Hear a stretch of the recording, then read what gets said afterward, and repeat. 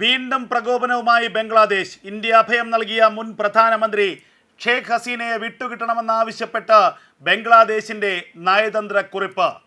കഴിഞ്ഞ മണിക്കൂറിലാണ് ബംഗ്ലാദേശിൻ്റെ foreign affairs secretary ഇന്ത്യക്ക് ഔദ്യോഗികമായി നയതന്ത്ര കുറിപ്പ് നൽകിയിരിക്കുന്നത്. 200ഓളം കേസുകളിൽ പ്രതി ചേർക്കപ്പെട്ട നിരവധി ക്രിമിനൽ കേസുകളിൽ പ്രതി ചേർക്കപ്പെട്ട ഷേഖ് ഹസീനയെ ഇന്ത്യ എത്രയും വേഗം ബംഗ്ലാദേശിന് കൈമാറണമെന്നാണ് ഈ നയതന്ത്ര നോട്ടിൽ ബംഗ്ലാദേശ് ആവശ്യപ്പെട്ടിരിക്കുന്നത്. ബംഗ്ലാദേശിൻ്റെ ഇടക്കാല സർക്കാരിലെ നയതന്ത്ര പ്രതിനിധി തൗഹിബ് ഹുസൈനാണ് ഇപ്പോൾ ഇന്ത്യയുടെ വിദേശകാര്യ മന്ത്രാലയത്തിന് ഇത്തരമൊരു നയതന്ത്ര കുറിപ്പ് നൽകിയിരിക്കുന്നത്. എന്നാൽ ഇക്കാര്യത്തിൽ ഇന്ത്യയുടെ ഔദ്യോഗിക പ്രതികരണം ഇതുവരെ വന്നിട്ടില്ല. ഒടുവിൽ പ്രതീക്ഷിച്ചത് തന്നെയാണ് സംഭവിച്ചത്.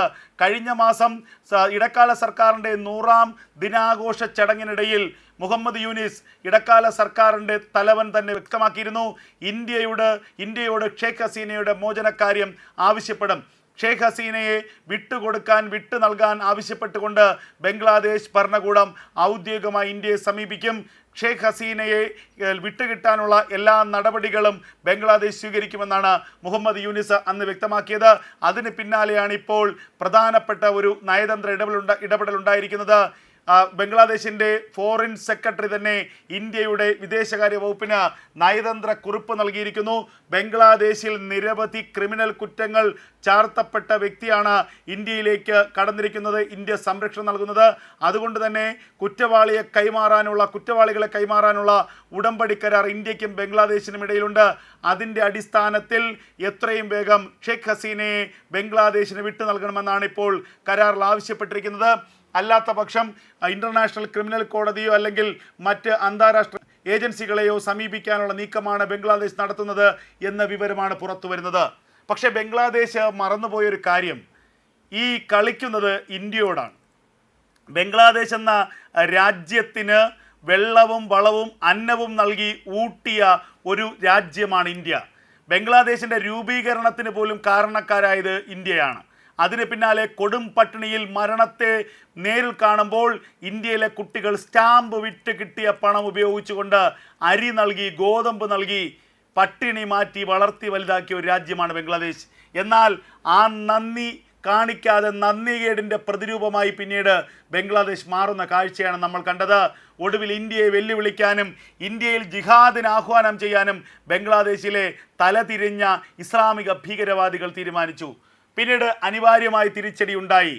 ബംഗ്ലാദേശ് മ്യാൻമാർ അതിർത്തിയിലുള്ള അരാക്കൻ ആർമി, മ്യാൻമാറിലെ സായുധ സംഘടനയാണ്.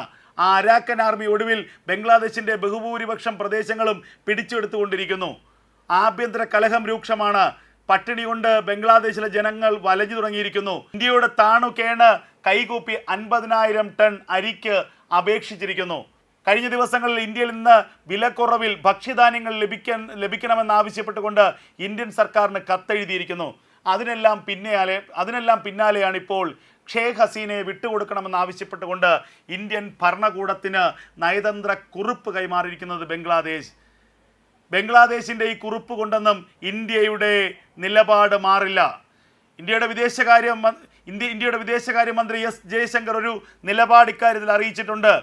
ബംഗ്ലാദേശിൽ ജനാധിപത്യപരമായ ഒരു സർക്കാർ അധികാരത്തിൽ വരട്ടെ, ആ സർക്കാരുമായി മാത്രമേ ഞങ്ങൾ കാര്യങ്ങൾ ചർച്ച ചെയ്യൂ. ഇപ്പോഴുള്ള ഇടക്കാല ഗവൺമെൻറ്റിനെ ഞങ്ങൾ അംഗീകരിച്ചിട്ടില്ല. ബംഗ്ലാദേശിലെ ജനാധിപത്യപരമായി തിരഞ്ഞെടുക്കപ്പെട്ട സർക്കാരിനെ ഇസ്ലാമിക ഭീകരർ അട്ടിമറിക്കുകയായിരുന്നു. ആ ഘട്ടത്തിലാണ് ജീവനും കൊണ്ട് ഷേഖ് ഹസീന ഇന്ത്യയിലേക്ക് പലായനം ചെയ്തത്.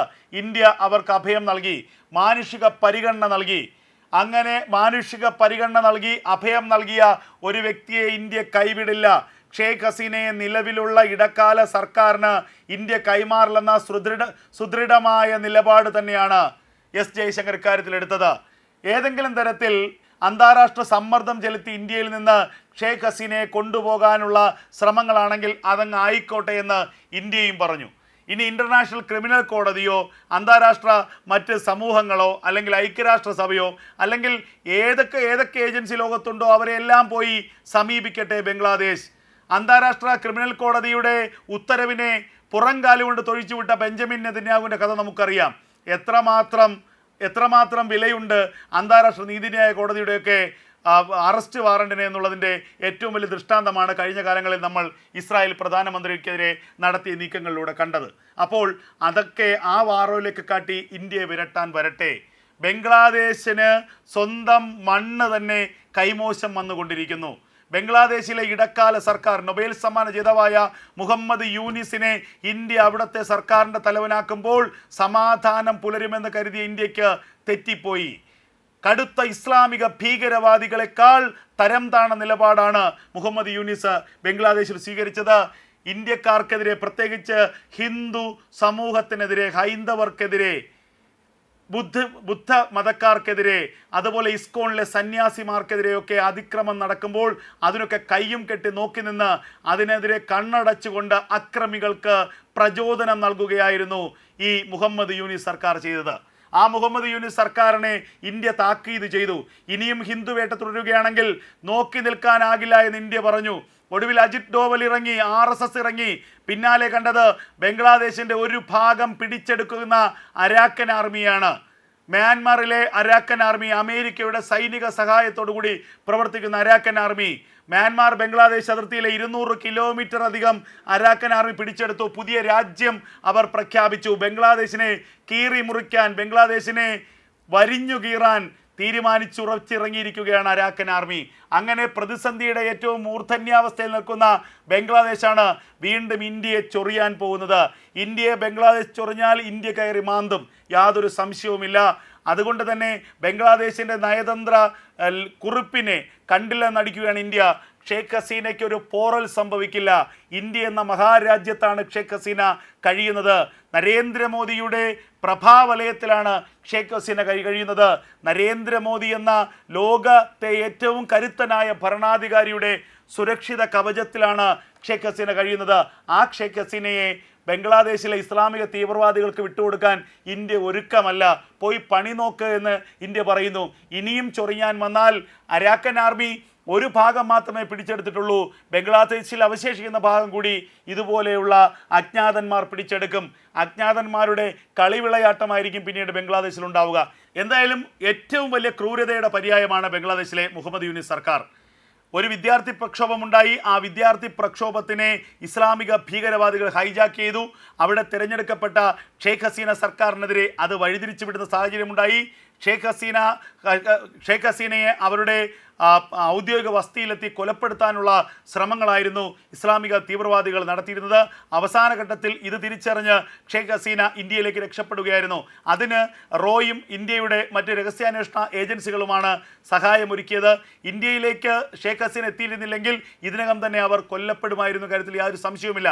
ഇന്ത്യയിലേക്ക് ഷെയ്ഖ് ഹസീന രക്ഷപ്പെട്ടതിന് ശേഷം മുഹമ്മദ് യൂനിസ് സർക്കാർ ഉണ്ടാക്കിയെടുത്ത കള്ളക്കേസുകൾ, ഷെയ്ഖ് ഹസീന എന്ന് പറയുന്ന മുൻ നേതാവിനെതിരെ 200-ലധികം കേസുകൾ, അതിൽ 50-ലധികം കൊലപാതക കേസുകളാണ്. ബംഗ്ലാദേശിൽ നടന്ന തെരുവ് യുദ്ധത്തിൽ കൊല്ലപ്പെട്ട എല്ലാവരുടെയും പേരിലുള്ള കേസുകൾ ഷെയ്ഖ് ഹസീനയുടെ തലയിൽ കെട്ടിവെച്ചു. അങ്ങനെ ക്രൂരതയുടെ പര്യായമായി മുഹമ്മദ് യൂനിസ് സർക്കാർ മാറി. ഇനി ആ കേസുകളുടെ അടിസ്ഥാനത്തിൽ, ആ കേസുകളുമായി ബന്ധപ്പെട്ട് പ്രതിചേർക്കപ്പെട്ടതിൻ്റെ അടിസ്ഥാനത്തിൽ ഷെയ്ഖ് ഹസീനയെ ഇന്ത്യയിൽ നിന്ന് ബംഗ്ലാദേശിലേക്ക് കൊണ്ടുപോകണം. അതിനുശേഷം ആജീവനാന്തം അവരെ കൽത്തുറങ്കലിലടയ്ക്കണം. അവിടെ തുറങ്കലിലിട്ട് 77 വയസ്സുകാരിയായ ആ വൃദ്ധമാതാവിനെ പീഡിപ്പിക്കണം. ഇതാണ് ഇസ്ലാമിക ഭീകരന്മാരുടെ ആഗ്രഹം.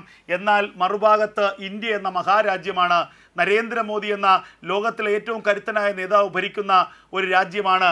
ഷെയ്ഖ് ഹസീനയുടെ രോമം പോലും ബംഗ്ലാദേശിന് തൊടാനാകില്ല.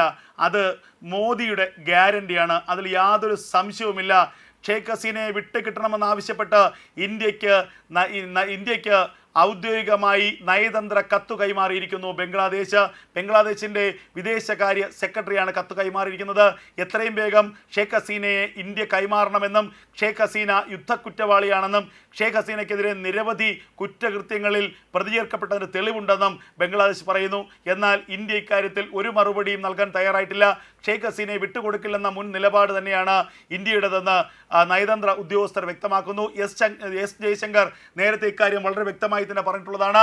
ബംഗ്ലാദേശിൽ ജനകീയമായി തിരഞ്ഞെടുക്കപ്പെട്ട ഒരു ഭരണകൂടം വരട്ടെ, അപ്പോൾ ഞങ്ങൾ ബംഗ്ലാദേശിലെ ആ ഭരണകൂടവുമായി ചർച്ച ചെയ്യാൻ. അതുവരെ ഞങ്ങൾ അവരുമായിട്ട് ചർച്ച ചെയ്യാൻ പോലും തയ്യാറല്ല. കാരണം ഇപ്പോൾ ബംഗ്ലാദേശ് ഭരിക്കുന്നത് കുറേ ഇസ്ലാമിക ഭീകരന്മാരാണ്. ആ ഇസ്ലാമിക ഭീകരന്മാരെ ഞങ്ങൾ അധികാരികളായോ ഭരണകൂടമായോ കണ്ടിട്ടില്ല എന്ന് ഇന്ത്യ പറഞ്ഞിരിക്കുന്നു. ഒരിക്കൽ കൂടി ഇന്ത്യയെ പ്രകോപിപ്പിക്കാൻ ശ്രമിക്കുകയാണ് ബംഗ്ലാദേശ്. ബംഗ്ലാദേശിൻ്റെ അവശേഷിക്കുന്ന ഭാഗം കൂടി അരാക്കൻ ആർമി പിടിക്കുകയോ മറ്റേതെങ്കിലും അജ്ഞാത ശക്തികൾ പിടിച്ചെടുക്കുകയോ ചെയ്യുന്ന കാലം വിദൂരമല്ല എന്നുകൂടി ഇപ്പോൾ പറയേണ്ടി വരുന്നു.